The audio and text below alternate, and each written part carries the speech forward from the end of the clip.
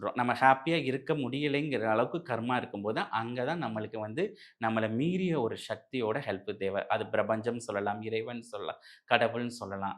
So, அப்ப அந்த நம்மளுக்கு எந்த மார்க்கத்தில இறைவன அடையிறீங்களோ, தியான மார்க்கமோ, யோக மார்க்கமோ, சங்கீத மார்க்கமோ, ஞான மார்க்கமோ, அந்த பக்தியில வளர்ந்து அந்த நிலைகள்ல போகும்போது, நம்ம வந்து அந்த கர்மாவுடைய வீரியம் குறைய ஆரம்பிக்கும். நம்ம கூட அந்த ஹேப்பினஸ்ஸா இருக்கக்கூடிய ஒரு ஸ்டேட்க்கு வர முடியும்.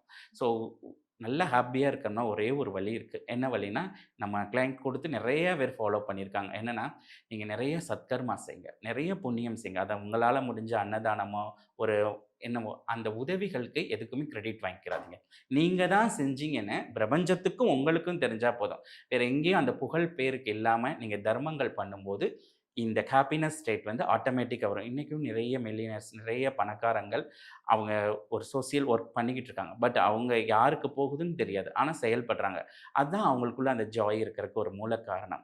இன்னைக்கு நம்ம என்ன பண்ணிட்டோம்னா, ஒரு அன்னதானம் பண்ணா கூட ஒரு பேர் வேணும், புகழ் வேணும். இதெல்லாம் பண்றோம். இதெல்லாம் கிடைக்கும்போது புண்ணியம் கிடைக்கும். சத்கர்மா வரும். ஆனா அந்த ஸ்டேட் கிடைக்கணும்னா, நம்ம எப்பவுமே ஒரு ஹேப்பியா ஒரு பிரச்சனை வராமல்லாம் இருக்காது. ஏன்னா இது கலியுகம். பிரச்சனை வந்துகிட்டே இருக்கும். அந்த பிரச்சனைகள் மேல ஃபோக்கஸ் பண்ணாம பிரேக் த்ரூவா நம்மளுடைய ஆன்மா வந்து ரொம்ப அத கடந்து ஸ்ட்ரென்த்தா இருக்கணும்னா, ஒரே ஒரு விஷயம். நெறைய தர்மங்கள் பண்ணுங்க. நெறைய புண்ணியங்கள் பண்ணுங்க. அதுக்கு எதுவுமே நீங்க புகழ், பேர் எதுக்கும் செய்யாம, அது அங்க ஒரு நிகழ்வு நடக்க நீங்க காரணமா இருந்தாலே, நம்மளுக்குள்ள அந்த நிகழ்வு நடக்க ஆரம்பிக்கும்.